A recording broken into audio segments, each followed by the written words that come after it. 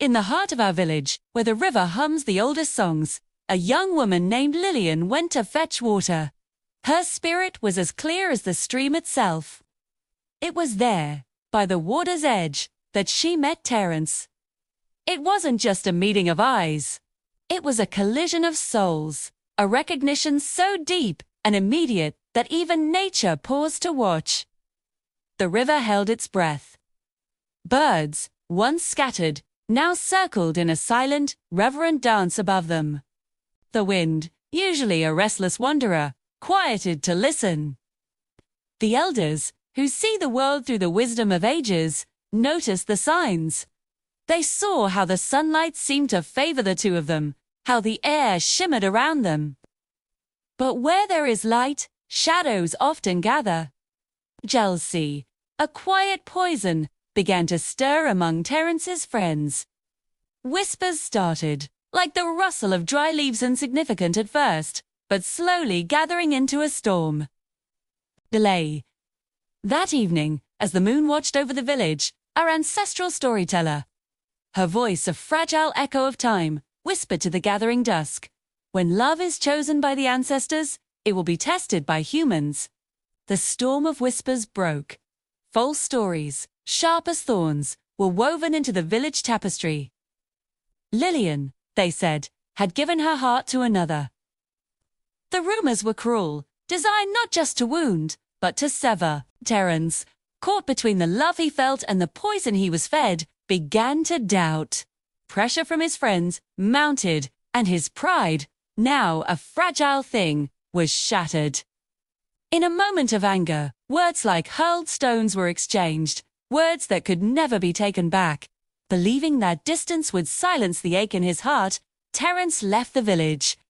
He walked away from the river, from Lillian, from the only home his soul had ever known. That same night, under the ancient, sprawling branches of the great Iroko tree, Lillian prayed. She didn't pray for his return, but for his peace. The ancestors, watching from their timeless realm, heard her every word.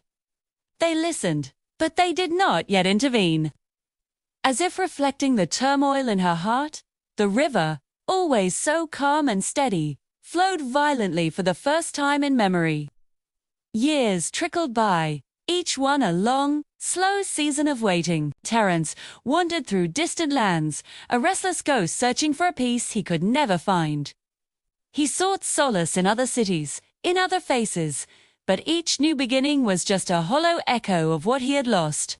His heart remained anchored to a memory, a feeling he couldn't name but couldn't escape. Back in the village, Lillian remained. She wasn't waiting for a man to return. She was holding faith with a promise she felt deep in her spirit, a current that flowed beneath the surface of her life. She became a woman of quiet strength, her grace a testament to her endurance. Though separated by miles and silence, their souls remained tethered. On the same nights, they would dream of each other's shared visions of the riverbank, of a love that time could not tarnish.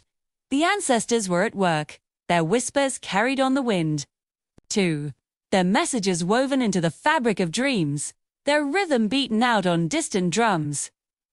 One moonlit night, hundreds of miles away, Terence woke with a start, his own voice, a stranger in the silent room, whispering her name into the darkness, Lillian. The calling had begun.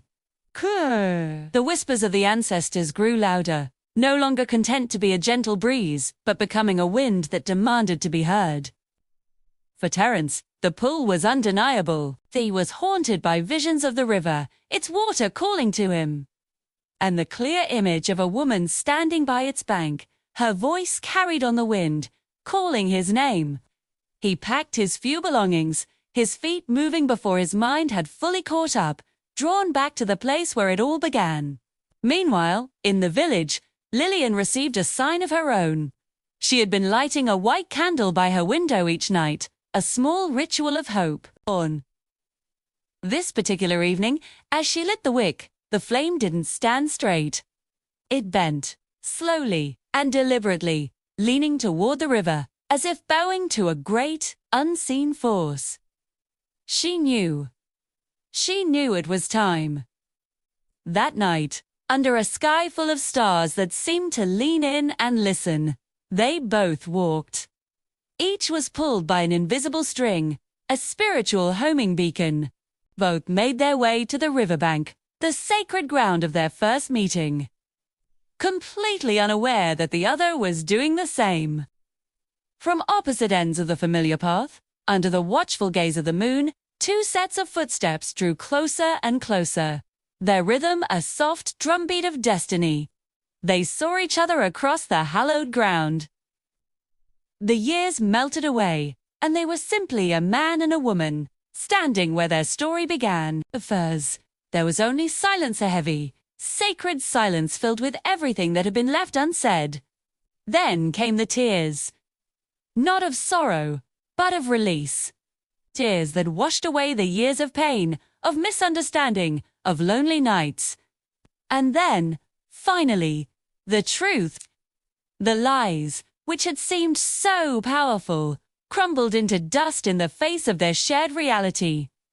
Pride, that stubborn wall that had kept them apart, broke. Love, the deep, abiding love that had endured the long winter of separation, remembered itself. It had never been gone, only sleeping. As they spoke, as they confessed, as they forgave, the wind began to rise. It wasn't a violent wind, but a chorus of ancestral voices, swirling around them, whispering a final, healing judgment. What was broken by lies is healed by truth. They reached for each other. Forgiveness wasn't about erasing the pain. It was about acknowledging that their love had been strong enough to endure it. As their hands finally touched, the river, which had mirrored their turmoil, once again became calm, its surface a perfect, clear mirror, reflecting the two souls, now whole, again. The village watched, and the elders recognized the reunion for what it was. Not a simple reconciliation, but the completion of an ancestral design. A blessing ceremony was held, wasn't grand or loud, but simple and powerful, rooted in the earth and witnessed by the sky. It was then that the ancient storyteller, her eyes holding the history of 1,000 loves, revealed the final piece of the puzzle. Their love, she explained, was not new. It had existed generations before, in two other souls who had been torn apart by conflict and circumstance. Their connection was an echo, a promise interrupted but never destroyed, waiting for the right hearts to continue its song. With Terence and Lillian, the cycle was finally complete. Their union wasn't just a marriage of two people. It was the healing of a lineage, the fulfillment of a promise made to the stars long ago. They simply rest. Until the right hearts remember. Thank you for watching.